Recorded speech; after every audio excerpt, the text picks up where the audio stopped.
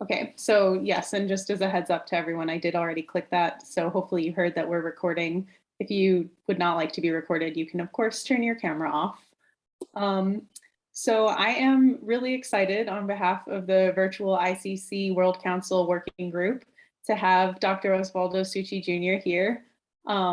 He is going to give us his perspective on years of work in Brazil and what kind of challenges he's noticed in working with partners from outside of Brazil.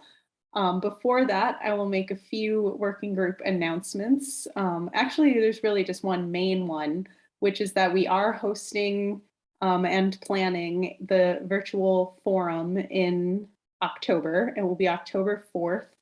I don't remember the time off the top of my head.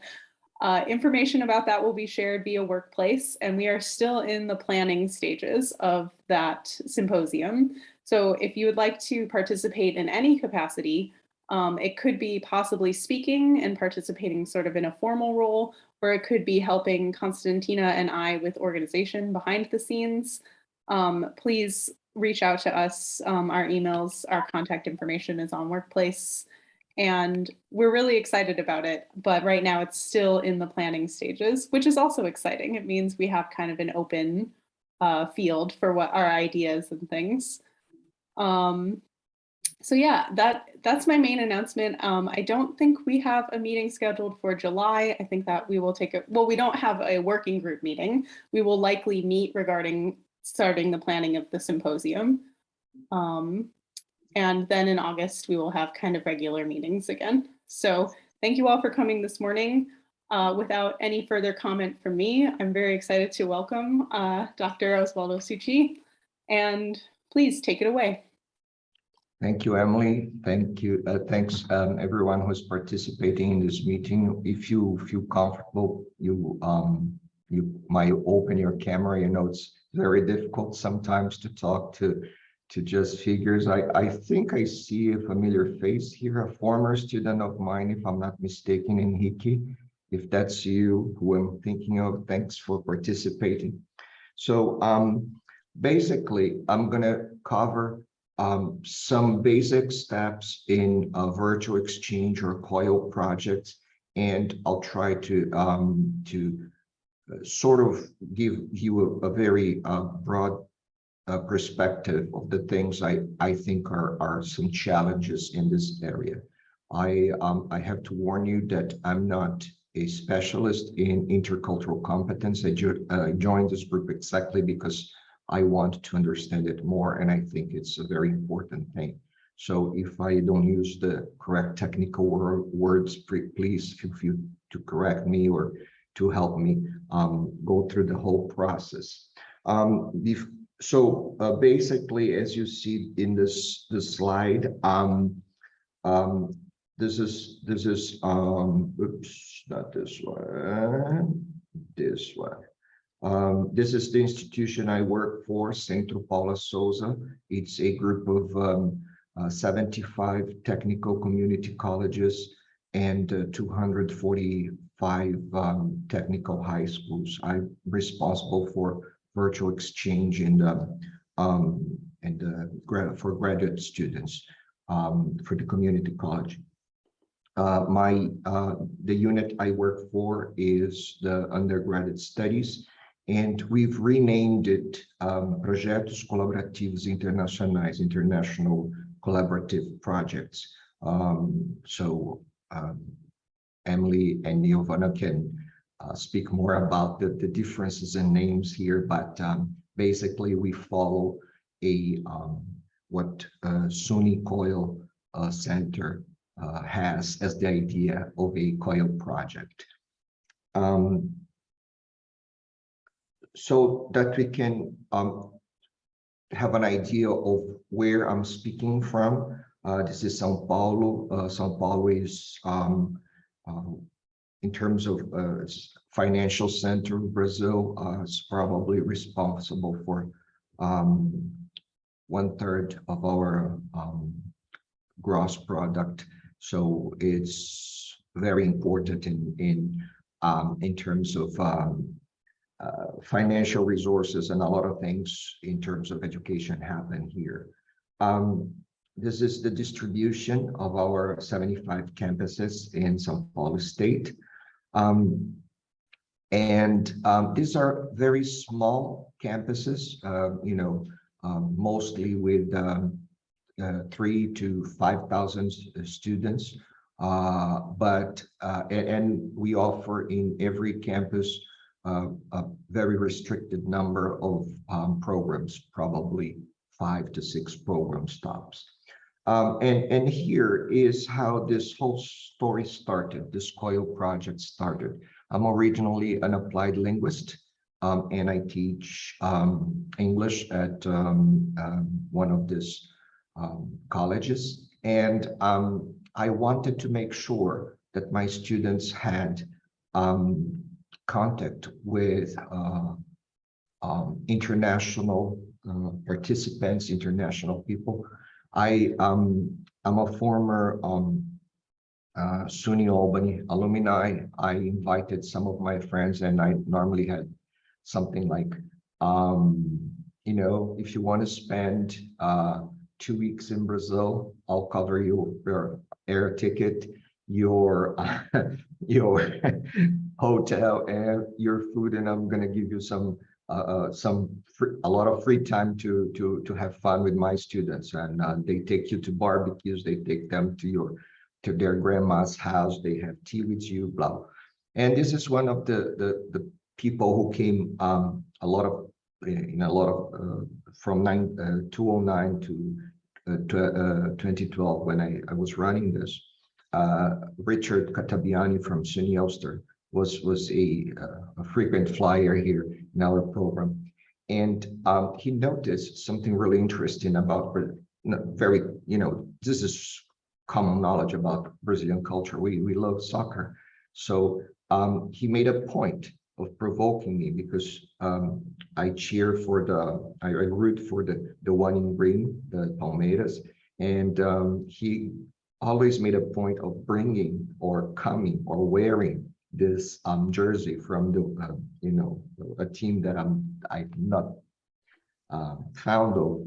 So just to provoke me, and this was his way of interacting with us. He was always poking us with this soccer idea. He noticed that the culture, even people who do not like soccer, are very involved with this. So he found that this was a way of entering the situation. This is one of the first COIL projects that we did with SUNY Ulster, and it's probably one of our most successful projects. We had 16 consecutive editions, so this was running for almost 8 years, for 8 years actually. And you can see how rudimentary, how basic this is. We are in this classroom, there's a TV set there. You see my laptop there, and we're placed exactly behind where all the computer structure of the university is, so that we could have a direct connection with the main server and had a chance of having all this online interactions. This was back in 2013. So connections were technical problems were very clear. Not that they're not now, but they were very important. And in one of these COILs, this person, Natalia Bortolotto, met the guy that is on the screen, and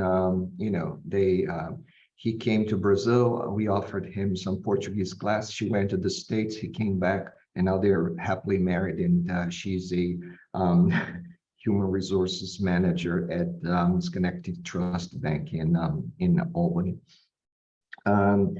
A major turning point for us in terms of COIL was in 2013. We won the best academic partnership sponsored by Banco Santander, and then my institution recognized that this program could be very important and could be very successful.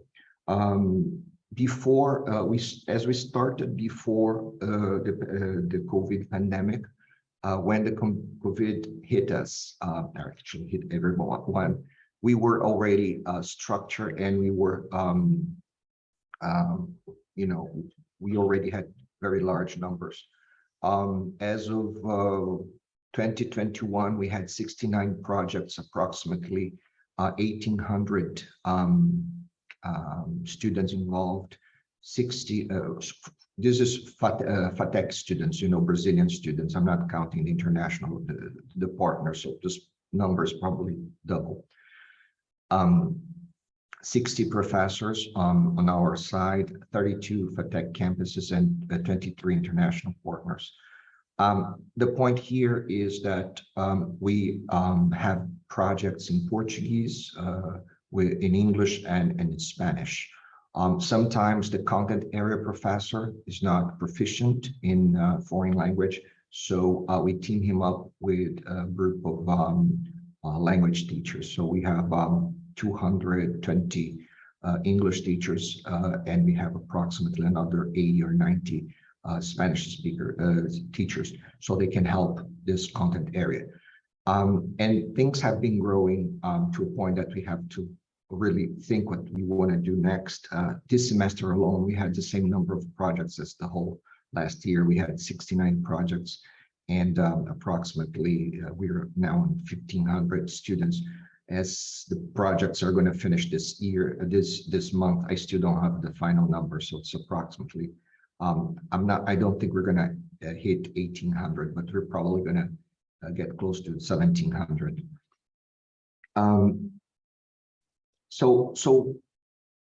In order to understand the context for a virtual exchange or a COIL project, I have to thank Stephanie Doscher from Florida International University and Eva Hogg from Amsterdam University of Applied Science here. This is their doing, so I copied. I asked them, but I copied. The basic idea is we have a process of internationalization of higher education. This process involves physical and virtual mobility. And there's the third circle here. We have one specific component which is internationalization at home and internationalization of the curriculum. And how do we do this? How do we bring this to our institutions? And finally, we have COIL or virtual exchange here at the center of this. Most of the COIL practitioners use this picture. Again, I'm copying from Stephanie and Eva.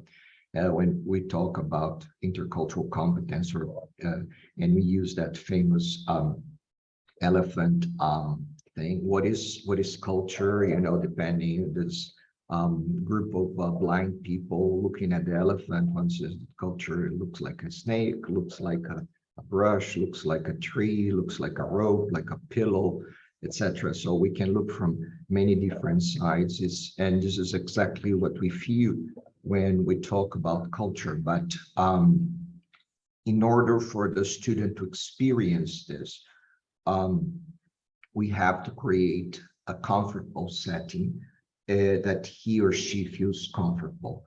And in this point, this is very structured for us, and this is what makes I think COIL projects so successful. There's a lot of pre-planning before the project happens. I apologize. Some of the slides are in Spanish. Some of them I think I still have something in Portuguese too. So for those who are not familiar, I have this example from Uniminuto. I was working with Uniminuto in Colombia. So let's imagine that yellow is a professor in a specific institution. He has students that he's connected via a discipline or a course or something that he's teaching. Professor B has the same, another group of students, and they create a plan for students to develop together. So they interact, and there is a group of deliverables that this is going to be the result of this interaction. These projects do take into account that students need to participate technically and technologically. They should be very active. And at the same time, I don't know if Mafalda is this famous outside Latin America. This is a character from the 60s and 70s. She was a very critical child. This is from Kino, an Argentinian cartoonist who was always very creating this childish way of criticizing culture, politics, and life in general. So students have to take this very critical look at culture. So these are some of the basic ideas that we normally bring when we're talking about COIM. In terms of structure, it's rather simple. We have a couple of steps that we normally talk about. We have an icebreaker, so get students to know each other. We encourage students to learn about each other's culture, their cities, their surroundings, whatever is important for them. Sometimes festivals, for example, when we're interacting with festivals, they have festivals all the time. So it's people are interested about Carnival in Brazil, so things like this. Professors develop a main task that is normally focused on the content of the discipline or in some other things that they've decided. And we have the deliverables. We have a process where we ask students to reflect on what they learned, and at the same time, we evaluate. We have a survey that asks 3 different groups of questions. One that's aimed at quantifying, having a quantitative analysis. Another group of questions that reflect on the professor's performance. But this is a tool that I give it to the professor. I don't talk about his or her performance. I show him or her the results. Students can reflect on their learning, and this way we have a way of analyzing how our projects are doing. And normally these projects last something between 9 to 10 weeks, depending on the academic calendars from institutions, and they vary a lot around the world. In terms of connections between professors, this is not a COIL model. This is something that I normally like to look at the projects. I look at from 3 different perspectives. One, which is intradisciplinary, which means like you have like a marketing professor with a marketing professor, or somebody in exactly the same area. We have interdisciplinary, that could be, for example, a person who we have a project in international trade. So we have a group of international trade working with professors in South Africa. This professor in South Africa is a specialist in flowers, and she's trying to understand why South Africa isn't able to export flowers, while the Netherlands is responsible for 50% of the sales of flowers around the world. And in order to do this, you create a scenery where students discuss flower growing in South America, in South Africa. Brazilian students also discuss imports and exports, and then the students try to figure out ways of looking at this situation from a different perspective.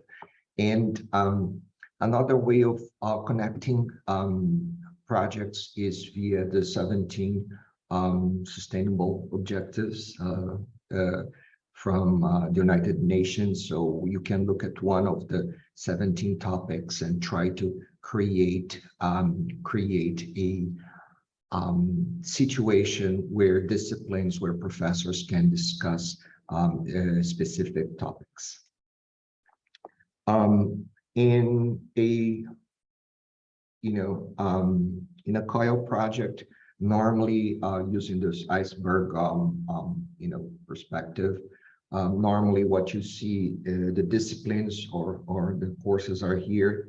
Students are improving their ability to communicate, to work in groups, their digital skills.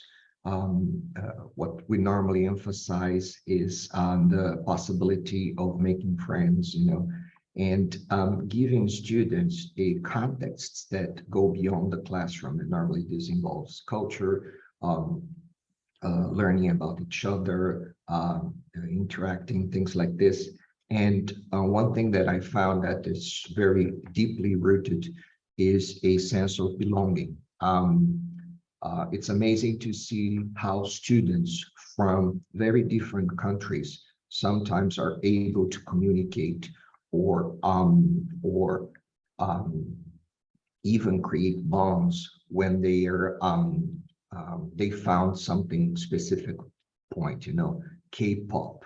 I have a group of students that decided, group of Brazilian students with a group of Chilean students that were into K-pop, and they were discussing K-pop. I said, great, if that, imagine a group of, when Brazilians and Spanish-speaking people talk, we say Portuñol, which is like a mixture of Portuguese with Spanish, talking about a Korean band. So it's fantastic to see. COIL can also go beyond the classroom, and this has been our effort, how we can reach our communities. This is a very simple example of something that happened in a previous project that we've worked with. On March 2021, I apologize for the noise. We had a project between one of our FATECs in Indaiatuba, a group of undergraduate students. We're working with a group of graduate students from DePaul University in the US. So they were talking about something business plans, and they decided to make it a little more real for students. So FATEC Indaiatuba reached out to the City Hall. City Hall invited local businesses for a forum, and these local businesses were interested in exporting to the US. So in this forum, there were a group of local business people who were selected. They selected 6 groups. The 6 groups, they created a new COIL project in September 2021. And this local business people were in contact with 6 groups formed by Brazilian undergraduate students and American graduate students. And these groups looked at the specific needs and the specific things that were necessary for those companies to be able to participate in the American market. So this was the final result of the project. This market analysis and was presented to the local businesses, and this local, out of the 6 businesses, 2 decided that they were prepared to face or to try to enter the American market, and they decided to expand their products, and they went back to FATEC to our institution to look for further help on how to place their projects, or how they could place their products and services in the US. So this is one example of how a COIL project can reach the community. And now I'll try to get to our major topic here. What are some of the challenges that we have? I personally have I think as we're used to work and interact in international settings, I always tell students that there's a very fine line between what's cultural, what's local, and what's personal. If you've ever had the chance of interacting, or especially if you had like a close relationship with, before I got married, I had a Japanese girlfriend, and every day I was like, is this the Japanese person? Is this the Japanese culture? Is this she? What is operating here? And I think this is something that we have to be constantly thinking about. What is operating in terms of culture? As I mentioned before, I'm an applied linguist, so language is normally the center, or where I started to reflect on things. There is, for me, there's a clear idea about language proficiency, and I'm very critical of a native speaker's position, because it takes a long time to be proficient in a foreign language, and very few people try to put themselves into the situation. So it's very simple to say that English is the world language, the language of international business. I agree, but the question is, how do we have native speakers realize that the effort should be a two-way street, because it's not simply a question of, oh, Osvaldo has an accent, oh, his nasalized English is traces of his Portuguese speaking, blah, blah, blah. But what you're listening to here is almost 43 or 45 years of hard work in terms of language.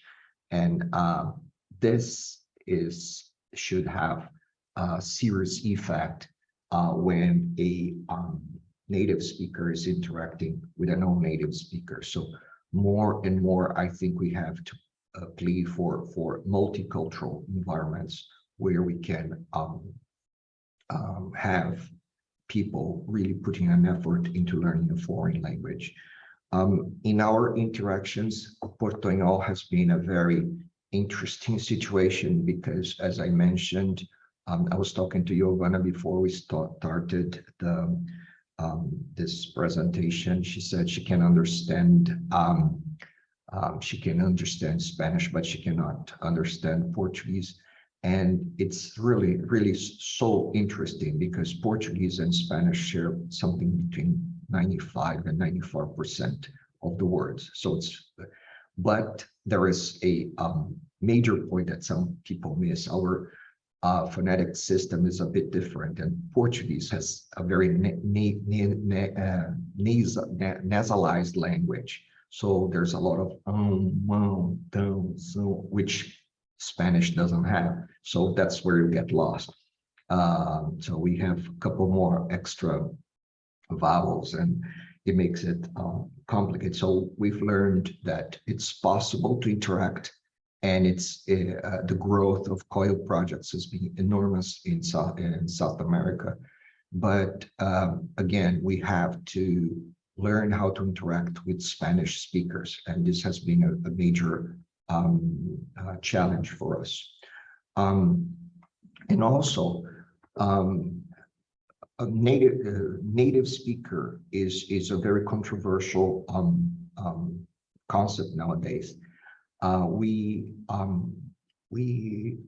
talked to South Africa, and okay, they have English as the main official language, but they have another 11 languages behind them. So it's really interesting to work in this multilingual context, and India is the same. So all these situations,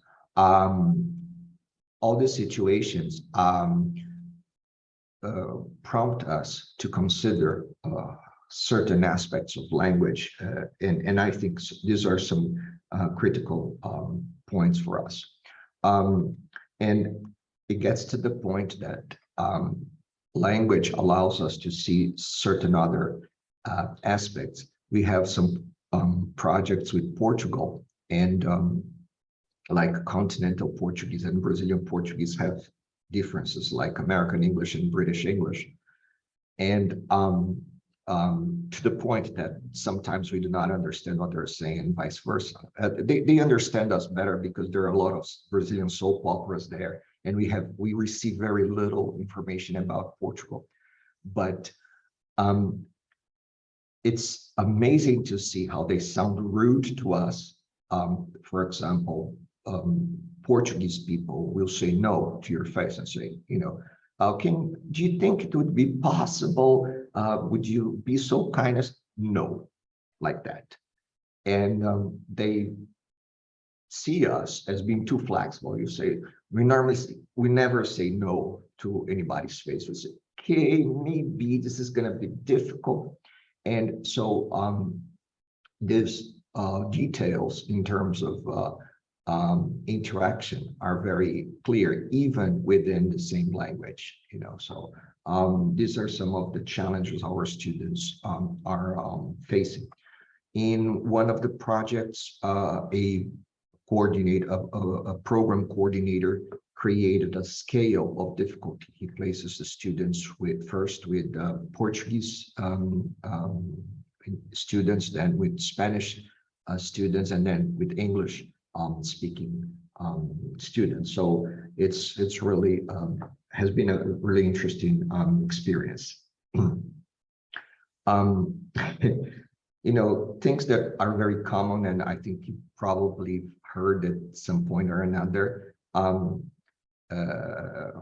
Brazilians won't start a conversation before you chat a little bit. You know, you can get down to business straight away. It's very rude. It's very weird. It sounds so. If you were interacting with Brazilians, you know, ask about the person's glass, talk about the coffee, the weather, something like this, because this is the way to start. You know, you don't go straight down to business. And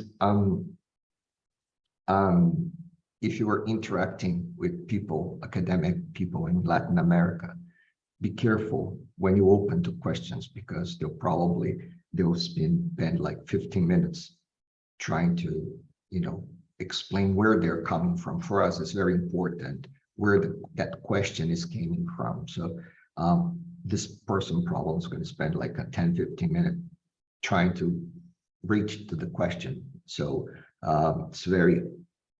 it's part of the culture. So, you know, this is something that it's really interesting to see. Another thing that I find it very interesting, and this is how long does it take to say bye? You know, Americans go like, okay, bye, bye, and for us, like, finished. And we have some interaction, especially with South Africa and India, and we're not, both cultures, you know, we're not very good at saying bye. So our conversations go, and sometimes we're like staring at the screen, bye, bye, but nobody wants to close the camera because it's rude. So you know, if you have a chance of coming to a Brazilian barbecue, it's really interesting because you have to plan like 40 or 50 minutes before you leave. You have to start saying bye, because you have to, somebody's gonna offer you an extra beer, an extra slice of meat, or extra something, blah blah blah. Something that I've been has been very challenging for us is to try to define what is shyness and respect for turn taking. This is very complicated depending on who you're working with. Most of our students are they're not shy. They're very language conscious, so they are afraid of using English, but when they're working with, for example, with China, it's amazing to see, because Chinese are supposed to be very shy, but when they talk to Brazilians, I had one of our projects, we have professors, mentioning more than 1,400 exchanges in a day between Brazilian and Chinese students in a single group with 30 students on each side. So they were asking, they were talking, so it was fantastic. But this has to be very, I think if you were a COIL coordinator, you can help smooth this process. One thing that I do, for example, when I'm interacting with South Africa, South African students love singing, and they have click languages, so I love to hear them. And so I normally ask somebody to sing, and oh, okay, 5 minutes, they join 3 or 4 people, and they're singing. It's amazing to see. And so this prompts students to feel a little more comfortable. Chinese, when I'm interacting with Chinese students, I'm fascinated with the tones in Chinese. So I ask them to teach us some how to use the tones in Chinese. So this kind of things can smooth the process and normally works really well when you're working in an intercultural situation. Last but not actually 2 more. Scheduling meetings is really funny, and the idea of time, 15 minutes, it's late, or 15 minutes earlier, and finding times, it's normally very complicated when you're working across different cultures and different time zones. And finally, something that I love to mention is I'm really surprised to see how long is an American syllabi. I don't know how you can put so many details into a syllabus. I'm not lying. I have a partner who has a 25-page long syllabus, and when a Brazilian looks at that, the Brazilian looks at me. What are they talking about? 25 pages on a syllabus. Am I expect to read that? Anyway, this is what I had to say. Afterwards, I'll make my presentation available, and you can reach and talk to me if you want. So I'm open to questions. I'm sorry I took too long this presentation. No, thank you very much. That was a great background on just the wide variety of things that you do. You have so many students that are kind of connected to your program. So you're really speaking from a lot of experience. I was going to start off, if people can either kind of raise the hand with the Zoom raise hand feature, or put your questions in the chat. I'll be keeping an eye on that. But I had a question, and it relates to scheduling, timing, the goodbyes, and the academic language. So you said that your perception in Latin American cultures, it takes a long time for someone to get to the question. Does that impact how long you kind of budget for a class time? Do you have longer classes to accommodate longer conversations? I think with online classes, people are learning to respect a little more, time, time constraints. In Brazil, when I was an undergraduate study, a professor would talk as much as he or she wanted. Sometimes classes would go like well over 1 or 2 hours because, once he or she got into something that he or she was interested in talking about. So I think that idea of time is changing today. But in Brazil, still, if you have a meeting, being 15 minutes late, it's not something that it's too uncommon. People accommodate way well. 15 minutes. Oh, traffic is, but I think that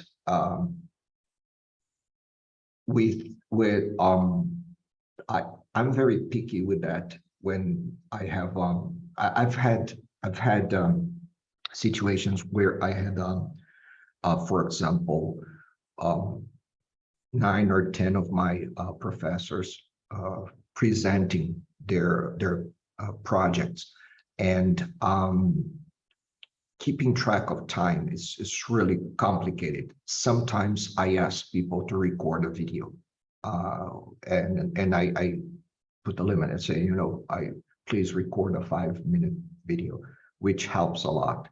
And some people really do not have, are not used to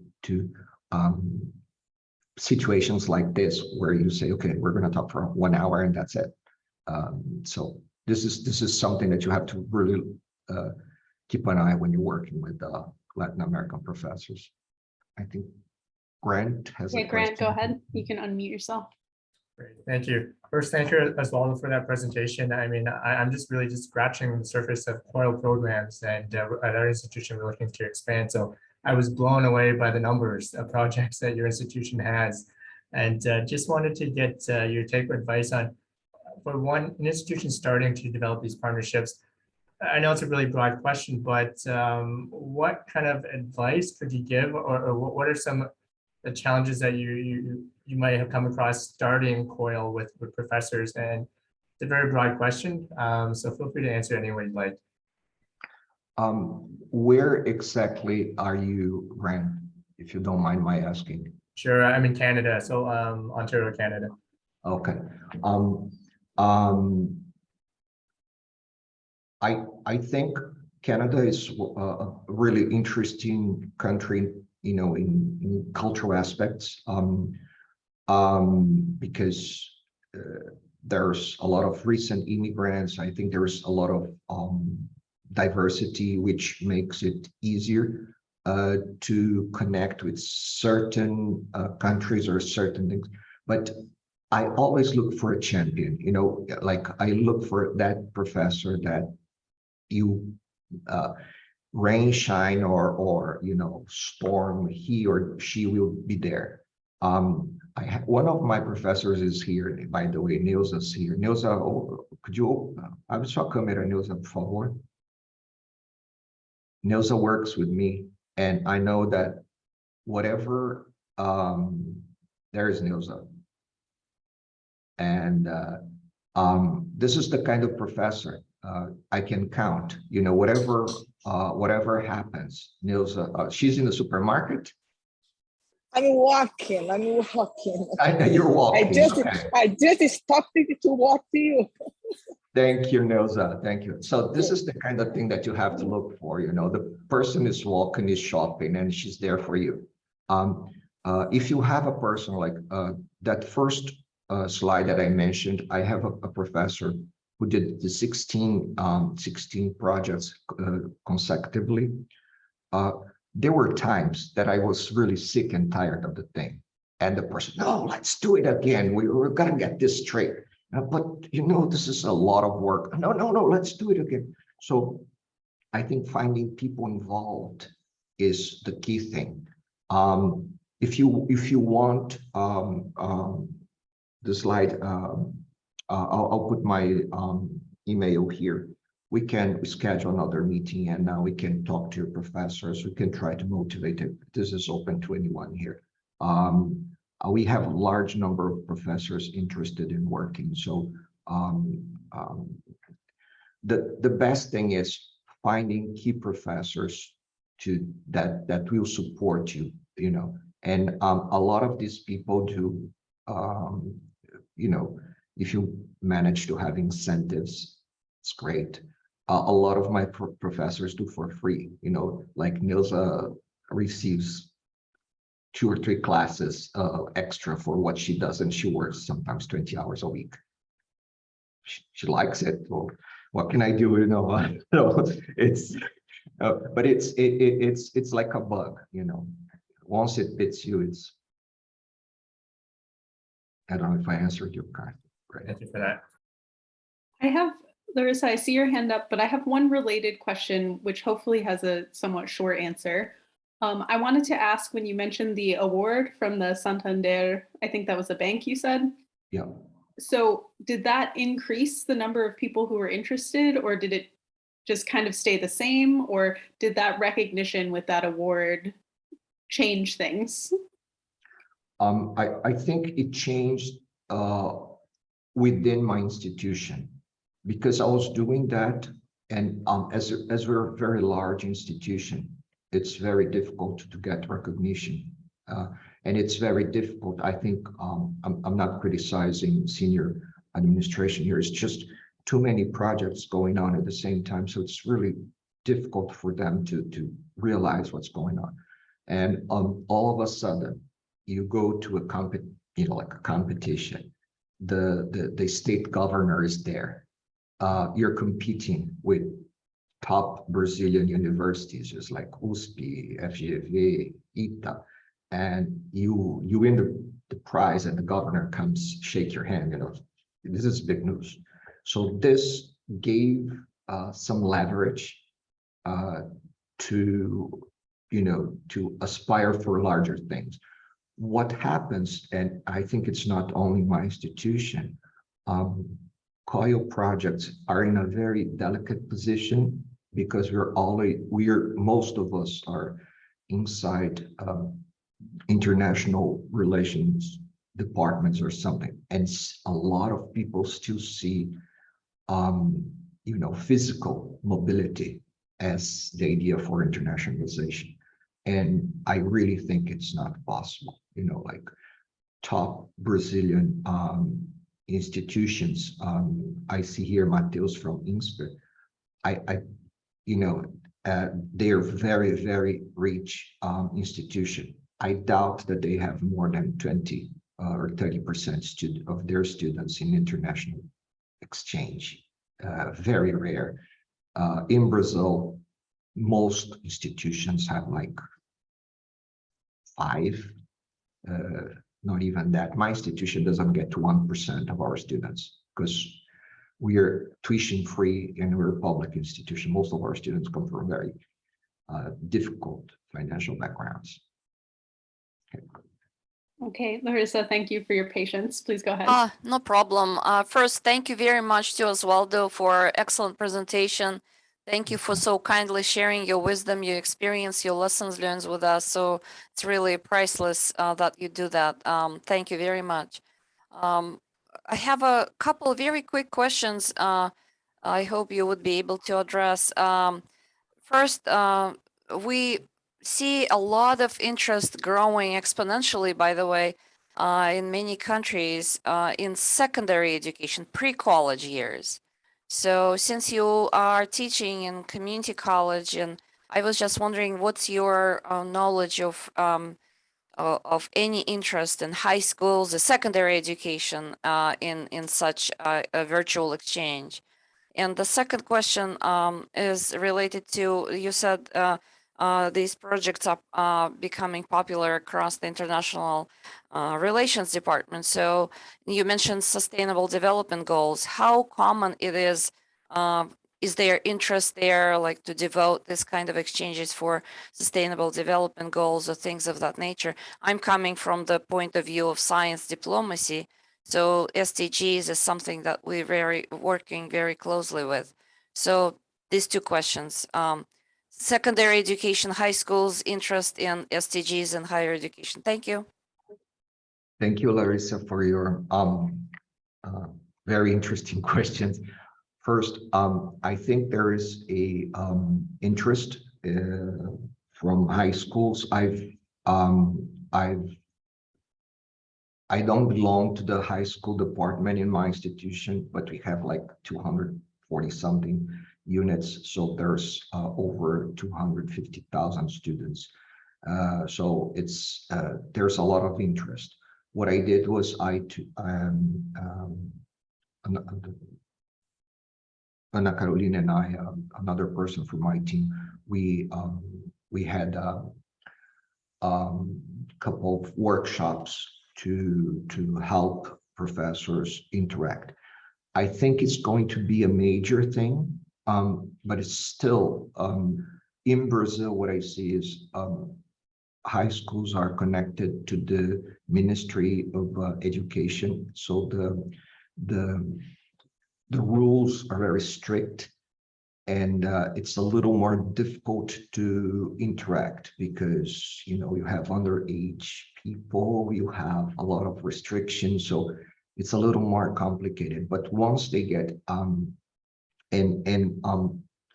once they get the idea going, I think it's going to be a major situation. We're working on a interesting project with IBM. They have one project that's called Pathways to Technology, and they have a network of institutions around the world, and we're trying to start COIL projects. But I'm working with higher education. It's like a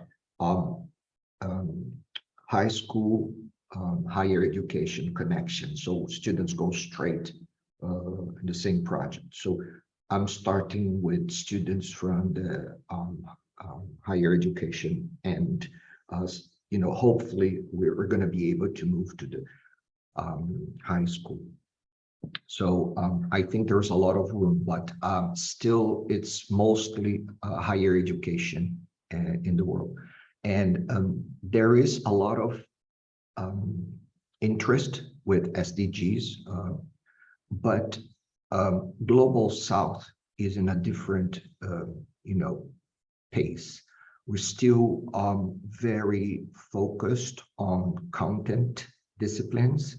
So it's very difficult, and Matheus is nodding his head, our disciplines are very, very, like mathematics or, economics, so it's still very difficult to connect on a larger SDG umbrella.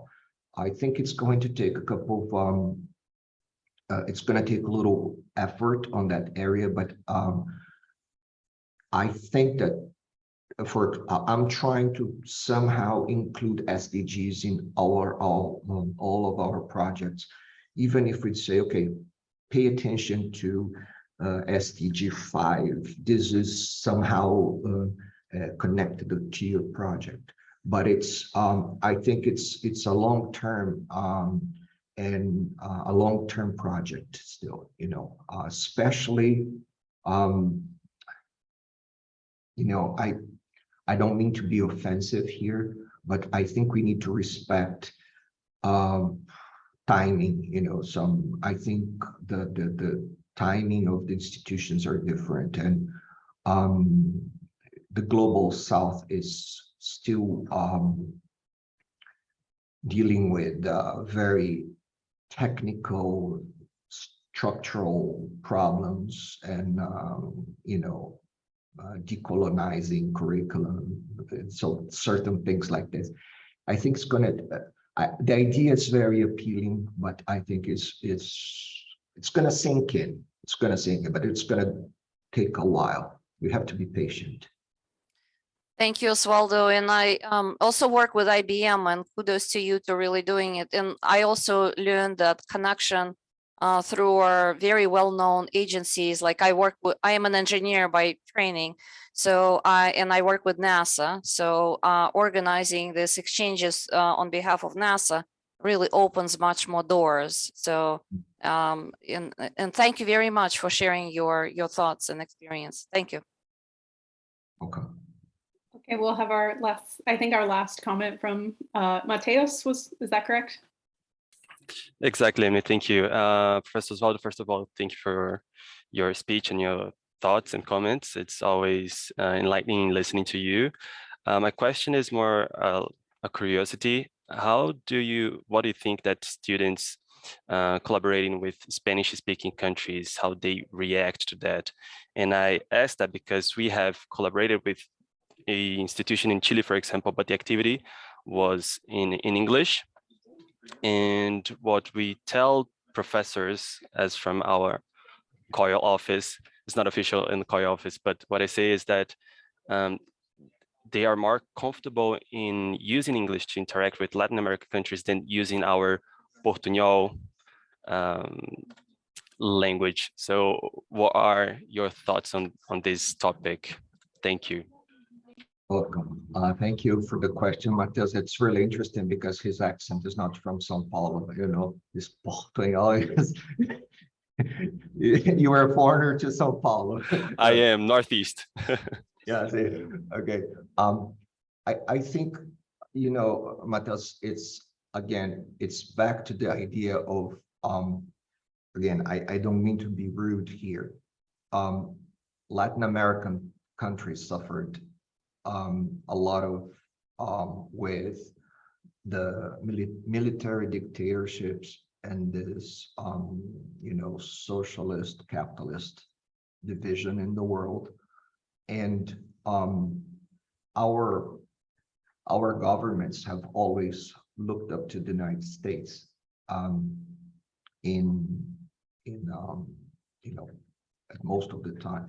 And when you have this idea that something is only good if it comes from one specific way, like United States or Europe, it's very complicated. It's very complicated. And I find it a pity to have a COIL in Latin America with people speaking English. I know that people want to learn or want to improve their English, but I can assure you that things will function really well in Portuñol. They function beautifully, you know. The question is, I think COIL brings a lot of room for diversity, and we have to break from this English dominance kind of thing. You know, we have to look for alternatives. I think these alternatives come from different situations and different you know, diverse projects. So the more you diversify your project, you know, try something with Portugal. I know it's difficult. But try something with Portugal. So try something. This idea that the good ideas only come from the US or from Europe, it's very restrictive. And I think you know, we can even criticize COIL for that, because top names from COIL are Americans, you know, and you know, I don't want to brag here, but I have almost as much experience as some of them, but they have visibility because they're Americans. I see a lot of Brazilian institutions or a lot of Latin American institutions hiring American consultants just because they're Americans. It brings in more people than you invite in a Brazilian guy to talk about it. So we have to start changing this. And I think the only way is creating different projects, creating different situations, creating different opportunities. Got it. Thank you very much. It's the first time we talk, so whenever you're available, I would like to expand on the conversation. Definitely. I want to schedule a meeting with you. Okay, great. I think that's a very kind of good way to end this conversation. I think that might be also, I don't think that was in your list in your final slide, but that mentality is certainly another challenge, these kind of embedded colonial assumptions. So I really appreciate this talk and everything you've spoken. Giovanna, I see your hand is raised. Go ahead. No, I said this is such an excellent point that could be our next presentation can revolve around that, because it's embedded within the colonial mentality and related to decolonializing curriculum. You know, why do we have to ask ourselves? I mean, I come from a colonial country myself.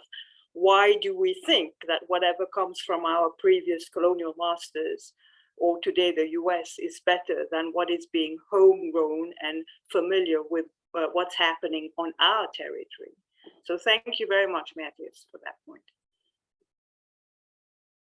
And I mean, I think that can also be the power of COIL, and it also relates to the language issue of native speakers like myself, a native English speaker, needing to be aware of the sort of power dynamic that brings.